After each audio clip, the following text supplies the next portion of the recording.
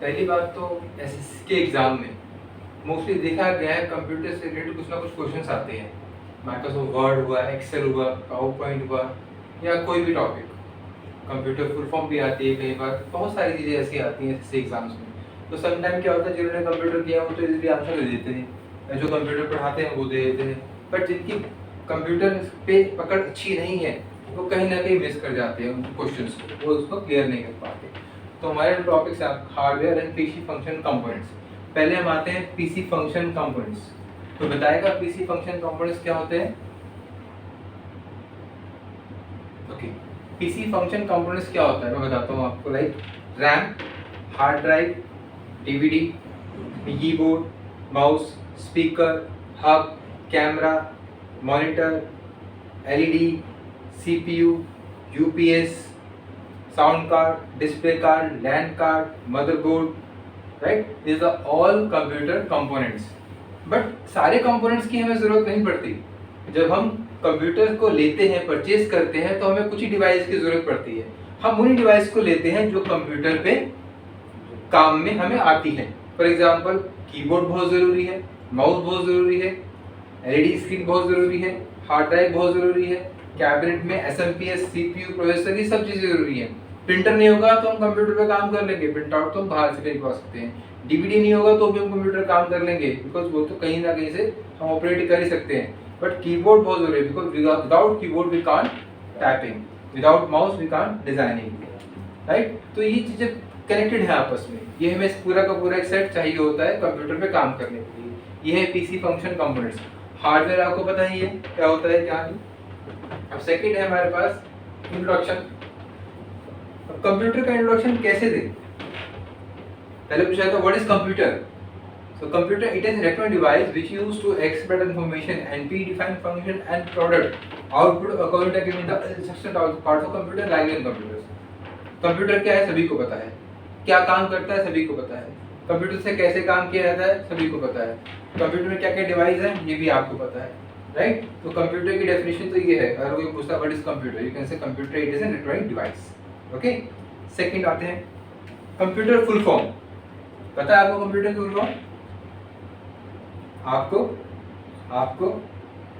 बहुत सारी कंपनीज हैं, कोई भी कंपनी का नाम जब दिया जाता है तो उसकी फुल फॉर्म जरूर होती है, राइट। जैसे ऑफलाइन है एसबीआई, आईसीआईसीआई, एचएसबीसी, एचडीएफसी, इतनी ब्रांड है, इनकी एक फुल फॉर्म है, इनको तभी नाम दिया गया। इनके लोगों का भी एक मीनिंग होता है। तो फर्स्ट वो बात करते हैं computer full form. Commonly operating machine particularly use technical engineering education research. Commonly operating machine particularly use technical engineering और एजुकेशन रिसर्च।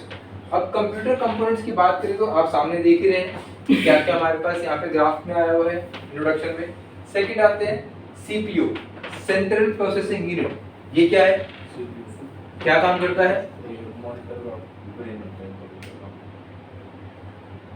हाँ जी, क्या काम करता है सीपीयू?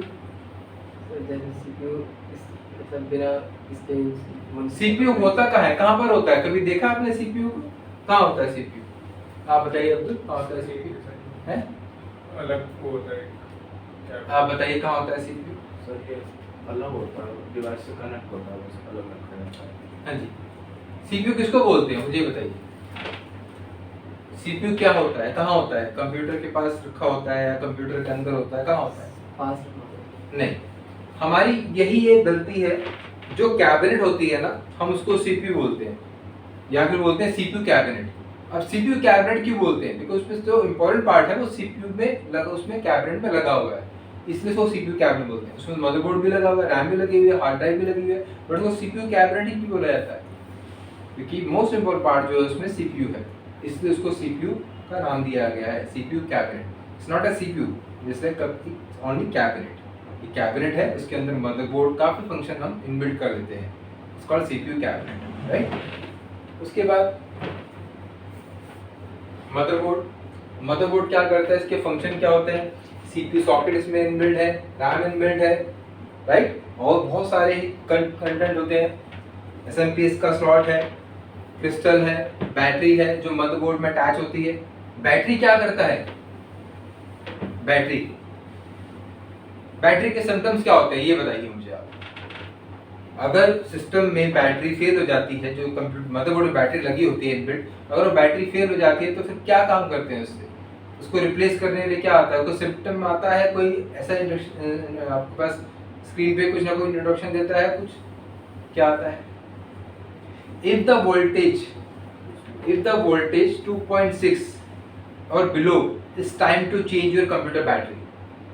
मीन्स अगर आपका जो 3 वोल्ट की बैटरी होती है, अगर वो 2.6 में आती है तो it's time to change computer battery, otherwise में दिक्कतें हो जाएंगी। अगर वो बैटरी लीक हो गई तो मदरबोर्ड पे जरा सब लिक्विड आकर मदरबोर्ड डेड हो जाएगा। तो बैटरी का ये काम होता है। क्रिस्टल क्या करता है? आपने में देखा होगा सिस्टम पे लेफ्ट राइट साइड पे एक नीचे डेट एंड टाइम दिखाता है ना बॉटम में। तो क्या जब सिस्टम को ऑफ करते हो और इवनिंग में ऑन करते हो तो मॉर्निंग का टाइम दिखाता है, इवनिंग का टाइम दिखाता है? इवनिंग वाला ना। कैसे? आपने सिस्टम तो ऑफ कर दिया। क्रिस्टल की हेल्प से। क्रिस्टल क्या करता है? It is responsible for the clocking time. जो क्लॉकिंग टाइम होता है, क्लॉकिंग पल्स होती है, उसको मेंटेन कर देता है। It is responsible for the clocking pulse maintain time and date on your computers की। वो मेंटेन करके रखता है next 10 years, 5 years, 7 years, right. इसके पीछे एक स्टोरी है, वो बताऊंगा आपको भी बाद में क्या स्टोरी है, क्रिस्टल का इनबिल्ट कैसे हुआ, क्रिस्टल क्यों लगाया जाता है। फिर मदरबोर्ड पे लगता है SMPS स्लॉट। SMPS स्लॉट होता है जो मदरबोर्ड के ठीक ऊपर लगाया जाता है, वो कनेक्ट होता है आपके SMPS से। आप सिस्टम ऑन करते हो, पावर ऑन करते हो, कंप्यूटर ऑन हो जाता है। But how? उसके पीछे क्या तरीका है, कनेक्टिविटी क्या है, किस तरह से काम होता है, ये नेक्स्ट क्लास में आपको प्रैक्टिकली बता दूंगा ताकि थोड़ा सा आप स्ट्रॉन्ग हो जाओ उस चीज को लेकर, राइट। उसके बाद आते हैं next RAM, random access memory. ये दो पार्ट में डिवाइड है, RAM and ROM. RAM is a random access memory and ROM is a read only memory. RAM temporary होता है, रोम परमानेंट होता है, राइट। दोनों में डिफरेंसेस क्या है? रैम की अगर डेफिनेशन बताओ, you can write, you can remove. आप जो भी उसमें लिख सकते हैं उसको रिमूव कर सकते हैं, but ROM you can't write, you can't remove. ROM inbuilt है, रोम आपको हेल्प करता है, सपोर्ट करता है वर्क करने में। फॉर एग्जांपल आपका मोबाइल फोन है, आप उसमें कांटेक्ट, कैमरा, मैसेज गैलरी ये आइकन रिमूव कर सकते हो? इट्स रोम, परमानेंट है। आप उसमें कुछ ऐप खुद डाउनलोड करते हो प्ले स्टोर से, WhatsApp, Facebook, Insta, Twitter, LinkedIn, आप उनको रिमूव कर सकते हो, इट्स रैम। जो भी चीज को आप हटा सकते हो वो रैम है। जो इनबिल्ट आपको सपोर्ट के लिए मिल रहा है वो रोम है, correct. Gate my point? Clear हो रहा है?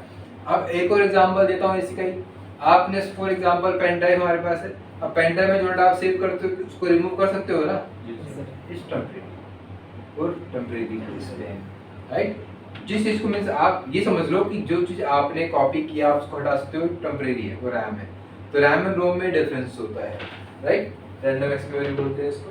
उसके बाद आते हैं स्टोरेज डिवाइस। अब स्टोरेज डिवाइस में क्या क्या हमारे पास इनबिल्ट होता है कंप्यूटर के अंदर? SSD है, पहले हार्ड ड्राइव था SSD, अब SSD आ गया है स्टोरेज के लिए।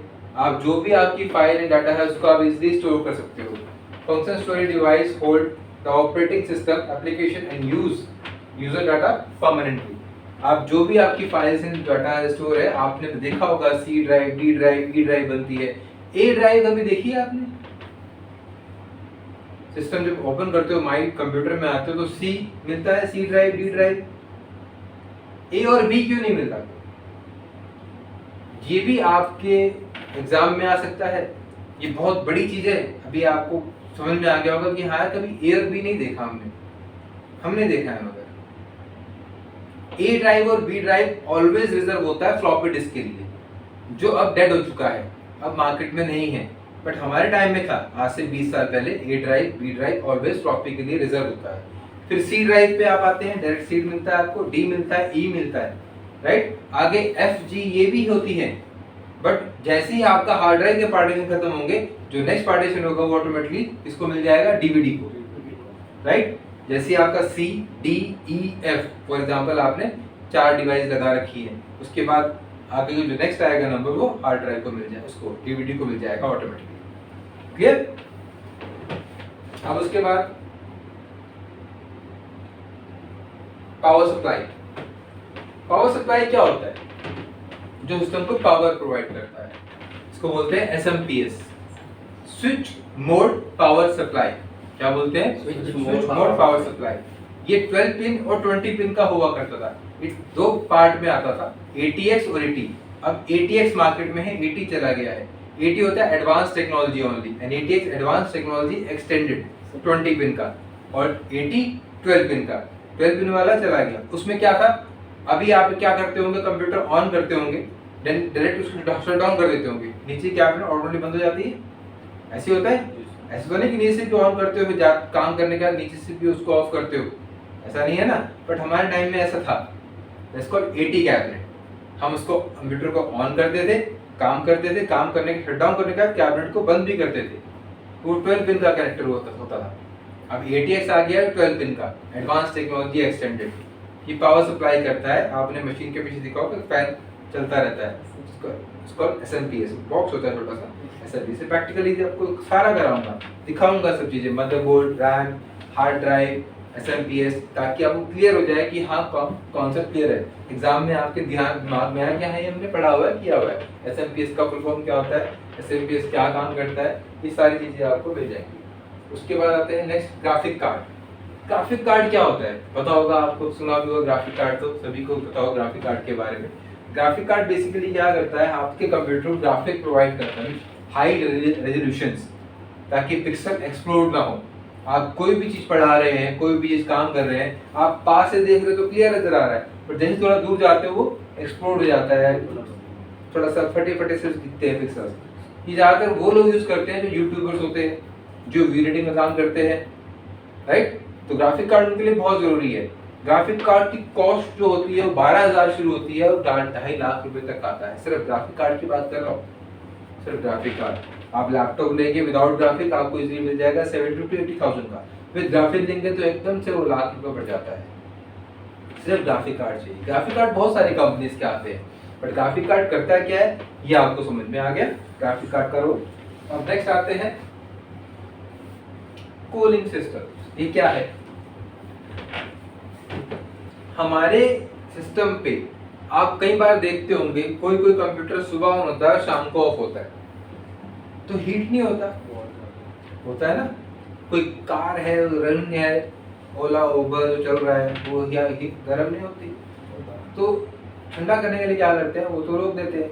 बट सिस्टम को अगर कूलिंग करना हो, कूलिंग में रहे तो क्या करना पड़ता है, हम जो भी एयर कंडीशन चलाते हैं वो उसकी हवा को खींचता है। बट हमारे CPU के ऊपर एक हल्की सी सॉलिड क्रीम लगी होती है, वो उसको कूलिंग करके रखती है। CPU लगता है कैबिनेट, मदरबोर्ड के ऊपर CPU लगता है, जैसे कि उसके ऊपर फैन लग जाता है, वो फैन एग्जॉस्ट करके एयर को खींचता है, CPU पे प्रोसेसर पे आती है हवा, ठंडा करता है, फिर उसको बाहर की तरफ बढ़ता है। ये है cooling system. Air cooling user fan heat sink to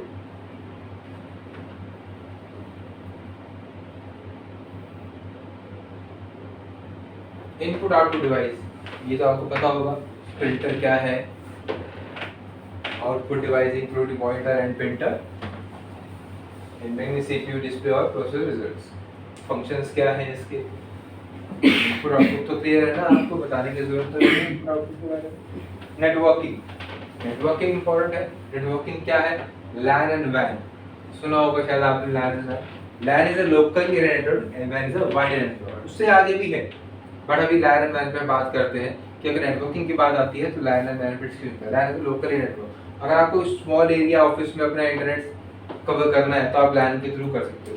sometime अगर आपने कोई साइबर कैफे यूज किया हो तो आप जिस सिस्टम में बैठते हो उसको अच्छी स्पीड मिलती है सिस्टम पे, बट अगर कभी आप गए वो सिस्टम बुकड है और आप किसी और सिस्टम में बैठते हो तो आपको लगता है कि यार स्पीड स्लो है इस सिस्टम की। रीजन क्योंकि उन्होंने जो एक हब या एक राउटर लगा रखा है वो कुछ ही दूरी तक स्पीड प्रोवाइड करता है। देन उसके बाद हमें एक हब लगाना पड़ता है, एक बूस्टर लगाना पड़ता है जो स्पीड को आगे बूस्ट करता है, फिर आपको स्पीड मिलेगी। मुझे अगर यहाँ पे 4, 8, 9 कंप्यूटर लगाने तो हर 4 कंप्यूटर के बाद एक बूस्टर लगाना पड़ेगा जो स्पीड को बूस्ट करेगा, राइट। नेटवर्किंग के पार्ट्स बहुत सारे हैं, अगर आप बड़े उस पर जाओगे तो काफ़ी रेंज में आपको मिलेंगे। नेटवर्किंग के टाइप्स क्या है, नेटवर्किंग क्या है, नेटवर्क किस तरह से काम करता है, तो बेसिकली हम सारा हमारा जो स्टार्ट होता है LAN एंड WAN के थ्रू होता है, local area and wide area network. अब उसके बाद ऑलमोस्ट फिनिश है क्लास। Thank you. ठीक है, क्लियर है, समझ में आया? इसका जो वीडियो आपको मिलेगा उस पर आप इस क्लास को प्रॉपरली रीड करना, देखना और नोट्स बनाना। हर चीज़ की फुल फॉर्म बताई है मैंने, हर चीज़ के बारे में बताया है, वो आपको मिल ही जाएगा नोट्स में भी और वैसे ही मिल जाएगा, राइट?